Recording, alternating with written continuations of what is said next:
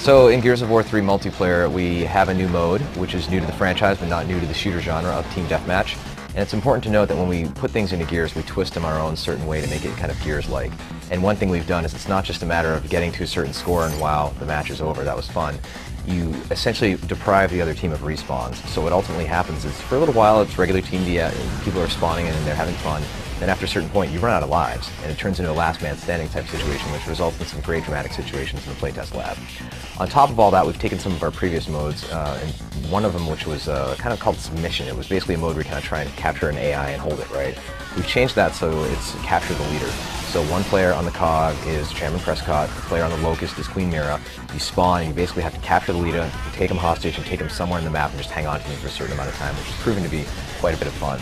On top of it all, we used to have modes like Annex, where it was kind of a territory control mode and things like that, and it kind of was a little fuzzy as far as what the rules were. We've consolidated and changed that, modified it, and streamlined it into a mode that's essentially a territory-based mode, where it's King of the Hill. So find the circle, hold it, sap it to the points, get a certain percentage point to win, and then it moves to another location, which has provided some very strategic and fun matches for us. So the weapons, of course, are one of the great things people love about Gears of War, and we've added in a sawed-off double-barrel shotgun. And this gun is really like it's a cone of death in front of you. If you go more than a few feet away from somebody, it doesn't do too much damage. But you can actually catch 2 to 3 people in your spread and jib them immediately, which is amazingly gratifying. We wanted a new assault rifle, and so that's why we came up with the Retro Lancer. It's sort of the Lancer pre the Emergence day, so it's like when the humans were fighting humans. It's got a traditional bayonet, but it's got an awesome charge. You can charge into somebody and throw them like a bale of hay, which is fun. But also to the novel like the Digger, where you can actually shoot a grenade underground and it pops up behind cover and flushes people out of cover.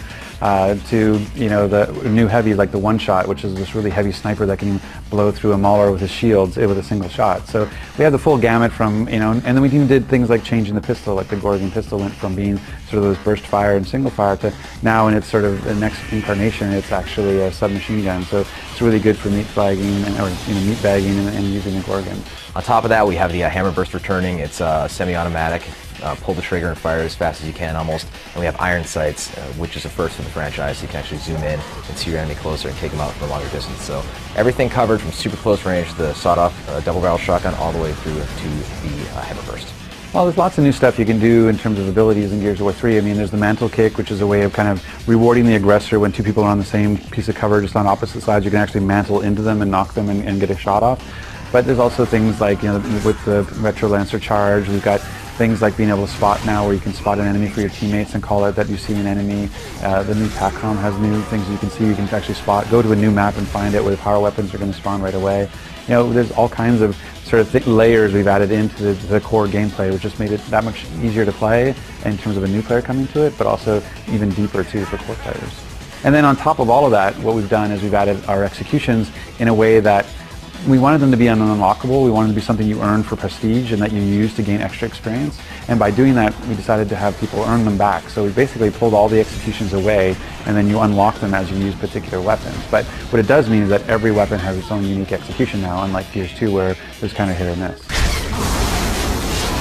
So some of the characters we have that are playable in multiplayer, we haven't really announced the final set as far as the actual number of them.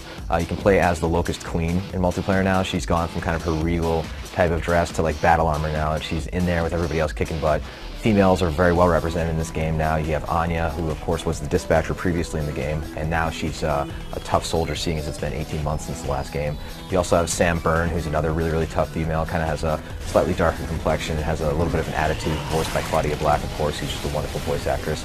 As well as unlockable characters, right? We have, you can play as, Augustus Cole, the Coal Train, right? But you can also unlock his thrashball outfit, being, of course, the sport that he used to play. So seeing this guy who essentially looks like a football player running around and beating the crap out of these locust creatures is immensely gratifying. We hope players want to continue to grind and unlock these things. So we have lots of new maps. I mean, I think so far we've revealed 5 of the new maps that we have, and we have everything from, Trenches, which is sort of a locust-themed map, which has a sandstorm that blows in when you hear the horn roar, to Thrashball Stadium, where Cole used to play, to Overpass, which is a sinking map that over time will actually go into the underground as you're playing. And so it doesn't change the battlefield, but it does give a sort of cosmetic change to the world, and makes the maps feel a lot more interactive and dynamic.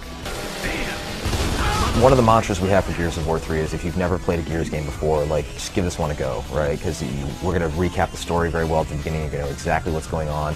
when you get into the online space, we wanted to make sure that it wasn't just welcome to Gears, here's a shotgun to the face, now wait 3 minutes to play again for that same experience. The hardcore love it, the casual gamers might not so much. By adding Team Deathmatch, that's going to help so players can maybe only wait 10 seconds in a spawn queue and then they get back in and they get to get some kills and start the experience grind, right? On top of all that, we were putting in a feature that I think might be slightly controversial, but I think is going to help the game in the long run. It's kind of a newbie assistance to the game, whereas we detect if you've never played Gears 1 or Gears 2, have no achievements, you get a little bit of help for your first 10 kills, get a little bit of extra health, get a little bit of a damage boost. So we can give them a little bit of the taste of how good it feels to take somebody down in the Gears world. So hopefully, by the time this thing eventually wears off, the training wheels are off and they can kill everybody else with equal skill. So originally Gears 2 was slated to ship in April 2011. We have since made the strategic decision to ship it in holiday window for 2011. We're really excited about the delay, actually. I mean, I understand why it's frustrating for some of the customers. And from our side, you know, the fact that we were completely on track for an April release, it is a little disheartening from that perspective. We were getting set up and we were starting to really close down the project and getting ready to ship it for April. But at the same time, there's a huge opportunity here, which is, you know, betas are not trivial. There's a lot of work to getting, you know, to go through cert and has to be polished enough to be able to go through, because everybody sort of treats it as a demo nowadays. It's not just a beta.